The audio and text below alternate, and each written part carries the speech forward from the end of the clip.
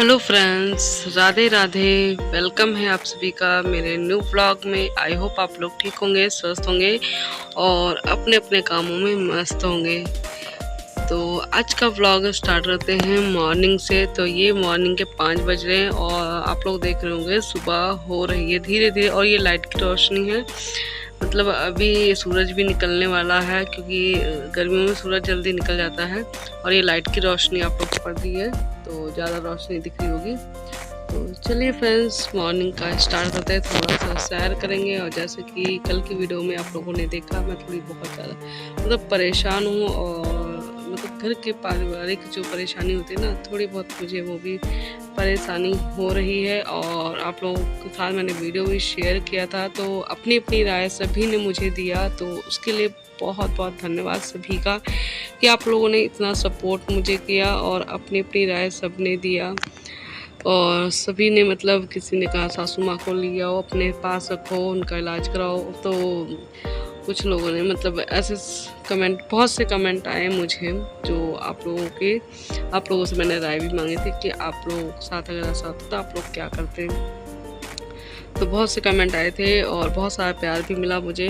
और जो है तो बिल्कुल सही किया, कहा था आपने, सबने अपनी अपनी राय बहुत ही अच्छे से दिया था। तो देख सकते हो मॉर्निंग हो चुकी है और देख आप धीरे धीरे एकदम सुबह हो चुकी है। तो चलिए चलते हैं और आप लोगों के कमेंट के जवाब भी साथ के साथ में देती रहूँगी।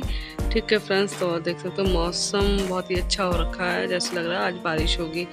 तो दोपहर के टाइम शायद बारिश भी हो जाए, ऐसा लग रहा है कि आज बारिश होगी। तो ये देखिए यहाँ पे मैंने कुकर में रख दिया अरबी की सब्ज़ी बनानी है, तो अरबी रख दिया उबलने के लिए और साथ के साथ मैंने दूध भी रख दिया उबलने के लिए। और यहाँ पे देख सकते हो कान्हा, और मतलब मेरी पूजा हो चुकी है, भोग भी लग चुका है। काफ़ी टाइम बाद मैंने ये वीडियो बनाई थी और आपको ना थोड़े थोड़े ऐसे वीडियो देखने को आज मिलेगा, क्योंकि मन नहीं कर रहा था बिल्कुल भी वीडियो वगैरह बनाने का। लेकिन बस बनाना फिर भी पड़ता है, आप लोगों के साथ शेयर करना पड़ता है और काम है ये मेरा, तो मुझे करना ही पड़ेगा। और बिल्कुल भी मन नहीं कर रहा था, ना ही कुछ करने का, मतलब बिल्कुल भी काम करने का दिल नहीं कर रहा था। ठीक है फ्रेंड्स, तो यहाँ पे देख सकते हो मैंने सब्जी में तड़का लगा दिया था, तो कुकर में ही तड़का लगाया था। तो अरबी की सब्ज़ी बना रही हूँ तो कुकर में बनाया और उसके बाद मैं आटा निकाल रही हूँ ताकि मैं पराठे या रोटी बना सकूँ। तो चलिए रोटी बना लूँगी और उसके बाद सबका जो है लंच और नाश्ता अपना बना के और सबको भेज दूँगी। और फिर उसके बाद अपने घर का काम करूँगी, जो कि आज मुझे काम करने में लगभग 1 बज चुके थे, क्योंकि दिमाग इतना ज़्यादा मेरा सुन्न हो रखा था, मतलब सोच सोच के। और आप लोगों को क्या बताऊँ, बहुत ज़्यादा परेशान, मतलब हर एक चीज़ सोचना पड़ता है। मुझे भी पता है कि माता पिता की सेवा करना हमारा कर्तव्य है, सब कुछ मतलब होनी भी चाहिए। अगर हम अपने माता पिता की सेवा नहीं कर सकते तो जीवन में हमने कुछ भी नहीं किया है, ये मुझे बहुत अच्छे से पता है, लेकिन क्या कर सकते हैं। तो और कुछ लोगों ने कहा अपने मम्मी को जो है मतलब गांव में ना रहने देके यहीं पर बुला लीजिए और यहीं पे रखिए। हाँ, हम भी यही चाहते कि हमारी सासू माँ हमारे साथ रहें। हम 4 बहू हैं, तो किसी के पास भी रहे, हमें इससे कोई एतराज़ नहीं है कि हाँ हमारे पास ही रहें। वो किसी के भी पास रहें और जो है यहाँ पे ही रहें, बस हमारे पास ही रहें, हम सभी के साथ रहें, ताकि उनकी भी सेवा हो सके और हम सब भी साथ में देख सकें, मिल सके, कुछ भी ज़रूरत पड़े तो हम लोग कर सकें। लेकिन मेरी सासू माँ गाँव में ही रहना चाहती है, वो शहर में नहीं रहना चाहती हैं। और कई बार हमने उनको बोला कि आप यहीं पे रहिए, तो उन्होंने कई बार ये भी कहा कि जब हम बिल्कुल भी चल फिर नहीं पाएंगे तब हमें ले जाना, उससे पहले नहीं। तो मेरी सासू माँ मतलब ठीक ठाक रह लेती है और अभी उनकी उम्र अगर बताऊँ तो 60 साल की हो चुकी हैं, ज़्यादा उम्र नहीं है। लेकिन फिर भी उनकी बीमारियों की वजह से जो है वो बहुत ज़्यादा बीमार रहने लगी थी, जिसकी वजह से ऐसा हुआ। तो उनको कई बार बोला कि कम से कम यहीं पे रहो, तबीयत जब ख़राब होती तो यहीं पे रहो और बीच बीच में जो है गांव जाते आया करो, बस इतना ही। लेकिन नहीं मानती, वो यहाँ नहीं रहना चाहती हैं, बहुत बोलते हैं। पापा को भी कई बार बोला कि गांव में रहो, लेकिन पापा भी गांव में नहीं रहना चाहते हैं, क्योंकि वो शुरू से यहीं पे रहे हैं शहर में, तो पापा भी गांव में नहीं जाना चाहते हैं और ना ही मम्मी यहाँ पे रहना चाहती हैं। बहुत ज़्यादा दिक्कतें हो जाती है और हम लोग सोचते हैं कि अगर बच्चे लेकर गांव में रहें तो फिर हस्बैंड यहाँ पे अकेले पड़ जाएंगे, तो उनको देखने वाला कोई नहीं रहेगा, उनका खाना पीना, और वो रात को काम करके आएंगे तो अपना खाना बनाएंगे। तो इन सब चीज़ों को भी सोच कर ये होता है। चलो एक बार सोच भी लेते चलो बच्चे लेके गांव में रहें, लेकिन वही है ना कि गांव में भी हर एक चीज़ खरीदना, यहाँ पे भी सब कुछ लेना है। मतलब गांव में खेती वगैरह बिल्कुल भी नहीं है हमारे पास कि खेती हो। हाँ, वहाँ पे अगर शुरू से रहते तो शायद कुछ दुकान वगैरह का प्रबंध कर लेते, क्योंकि वहाँ पे सभी अपना अपना बिजनेस करते हैं। हमारे गाँव में सभी अपना अपना कोई ना कोई बिजनेस करके रखता है, तो उसी से गुजारा होता है। या फिर जिनके पास ज़्यादा खेती है तो वो खेती करते हैं और सब्जियां बेचते हैं। तो हम लोगों का काम भी सब्जियां बेचने का काम है, काम होता था कभी, लेकिन जैसे जैसे फैमिली बड़ी होती गई वैसे वैसे जो है खेत भी कम पड़ते गए। तो आज के दौर में हमारे पास खेत बिल्कुल भी ना के बराबर है, मतलब बिल्कुल भी नहीं है। उसमें अगर एक बंदे का गुजारा हो सकता है, एक बंदा मतलब अपना थोड़ा बहुत सब्जियां घर के लिए इस्तेमाल कर सकता है, बेचने लायक का वो भी नहीं, मतलब बेचने के लिए नहीं हो पाएगा अगर खेती भी करते हैं। और दूसरों की या तो खेत लेकर हम आधे दाम पे खेत ले सकते हैं, तो ऐसा भी हो सकता है। लेकिन मुझसे अकेले खेती नहीं होगी, क्योंकि मैंने कभी खेतों का भी काम नहीं किया है, तो मैं अकेले खेत नहीं कर सकती। और हस्बैंड वो भी यहीं पे रहना चाहते हैं, उनका काम शुरू से उन्होंने यहीं पे किया है, तो वो भी गाँव नहीं जाना चाहते हैं, तो मैं अकेली क्या कर सकती हूँ।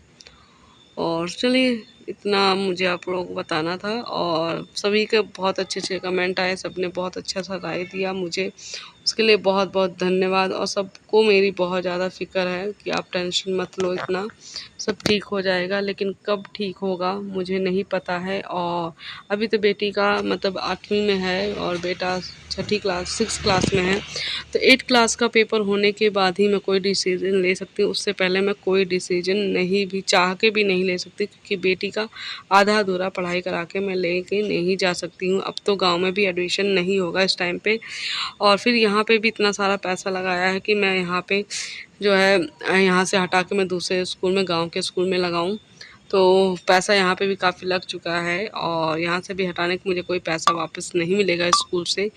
तो अब 8वीं का पेपर होने के बाद ही मैं कोई डिसीजन लूँगी, देखती हूँ क्या होता है क्या नहीं। आप लोगों के साथ जैसा होगा मैं सब कुछ शेयर करूँगी। और यही है ना कि पारिवारिक बातें वाईटी पे शेयर भी नहीं करना चाहिए, लेकिन अब ये पारिवारिक नहीं रह गया, क्योंकि इसमें गांव वाले भी बहुत बोलने लगे हैं। तो पारिवारिक कहाँ से रह गया, अब तो गांव वाले भी बहुत कुछ बोलने लगे हैं। अगर ये सिर्फ हम लोगों के बीच की बात होती तो भी चलता, लेकिन इसमें तो गांव वाले भी अब बोलने लगे हैं, तो मुझे बोलना पड़ा वीडियो पर। ऐसा समझ सकते हो आप लोग। तो यहाँ पे मुझे चीनी भरना था डब्बे में, और महीने के 5 किलो चीनी मैं इकट्ठी लेकर आ जाती हूँ घर पे, क्योंकि कुछ ना कुछ मीठा बनता रहता है। भोग प्रसाद हमारे घर में पता ही है, कान्हा के लिए भोग लगता रहता है मीठा।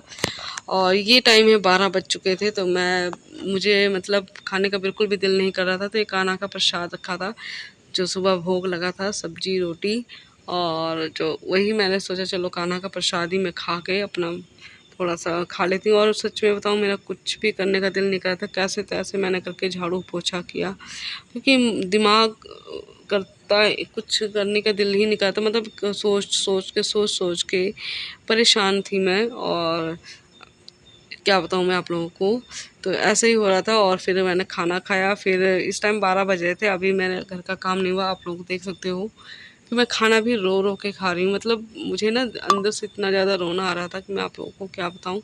समझ सकते हो आप लोग मेरी मतलब मेरी आप लोग परेशानी समझ सकते हो कि इस टाइम में किस स्थिति से गुजर रही हूँ। और 29 तारीख को मेरी सासू माँ के जाने का फिर से सीट उन्होंने करवा लिया है।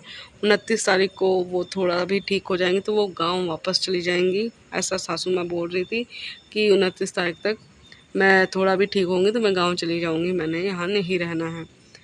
तो इसी वजह से मुझे और भी ज़्यादा सोच सोच के मैं परेशान हो रही हूँ कि अभी उनको थोड़ा बहुत वो ठीक होने लगी हैं और ठीक हो जाएं, और फिर से उन्होंने जाने की ज़िद ठान रखी है कि मुझे गांव वापस जाना है, यहाँ नहीं रहना।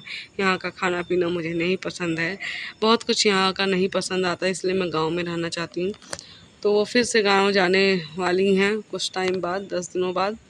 इसीलिए मैं और भी ज़्यादा परेशान हूँ कि फिर से गांव वाले बोलेंगे तो फ़ायदा क्या होगा।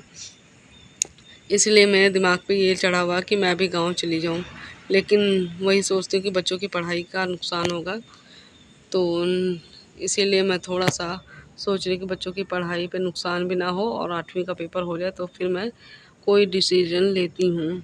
तब तक हो सकता है भगवान ना चाहे सासू माँ यहीं पे रहने लगे तो बहुत ही अच्छी बात है, ताकि मुझे भी अपने पति के साथ रहने का मौका मिले और जो है मेरी सासू माँ भी यहाँ पे रहें हम लोगों के साथ।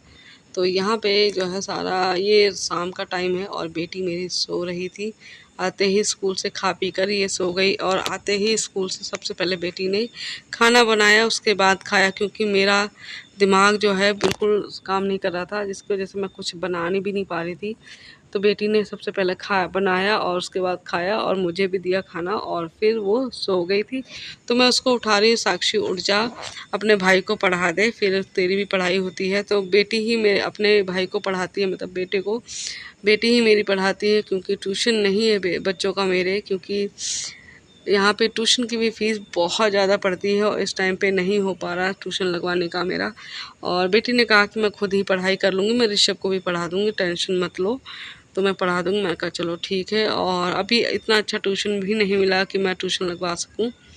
तो ये देखिए बेटा भी फ़ोन से पढ़ाई कर रहा है और बेटी अभी सो रही है, तो उसको होमवर्क पकड़ा दिया है और वो कर रहा है।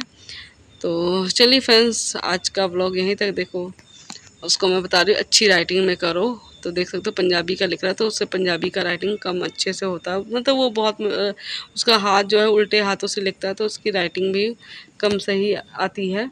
तो ऐसे ही करता है ये, इसकी राइटिंग इतनी अच्छी नहीं है। बेटी की तो राइटिंग बहुत सुंदर है, मतलब बेटी मेरी पढ़ाई में भी इतनी ज़्यादा तेज़ है, बहुत, कि इसको पढ़ाने की मुझे कभी ज़रूरत नहीं पड़ी। बेटी मेरी हमेशा अपनी पढ़ाई खुद ही की, अपनी मेहनत से पढ़ती है, जो भी उसके मार्क्स आते हैं वो खुद की मेहनत से लाती है। तो कभी मुझे मतलब ऐसा नहीं हुआ कि बेटी को पढ़ाना पड़े या डांटना पड़े, उसके पढ़ाई के लिए डांटूँ मैं, वो खुद की पढ़ाई खुद ही कर लेती है, कहना भी नहीं पड़ता मुझे। तो और बेटे को तो पढ़ाना पड़ता है, क्योंकि बेटा खुद से कभी नहीं पढ़ता है, उसको बहुत डांटना पड़ता है। तो देख सकते हो यहाँ पे आप लोग कान्हा से फिर से मिल लीजिए। तो यहाँ पे आप लोग दिखा रही हूँ, और कान्हा का नया मुकुट कैसा लग रहा है। मैंने ऑनलाइन शॉपिंग किया था कान्हा के मुकुट के लिए, तो यहाँ पे मैंने कान्हा का मुकुट लिया था, 6 मुकुट और एक बाल आए थे 205 रुपये में। बहुत ही अच्छा आया, मुकुट भी काफ़ी अच्छा है, रेट के हिसाब से काफ़ी अच्छा है। तो रंग बिरंगे से मैंने मुकुट काफ़ी सारे मंगा लिए थे ऑनलाइन। ठीक है फ्रेंड्स, तो और ये ना, तो चलिए फ्रेंड्स, आज का व्लॉग यहीं तक। कल फिर मिलेंगे न्यू व्लॉग के साथ कुछ नया लेके, तब तक के लिए जय श्री राधे। सभी की राधा रानी कृपा करें।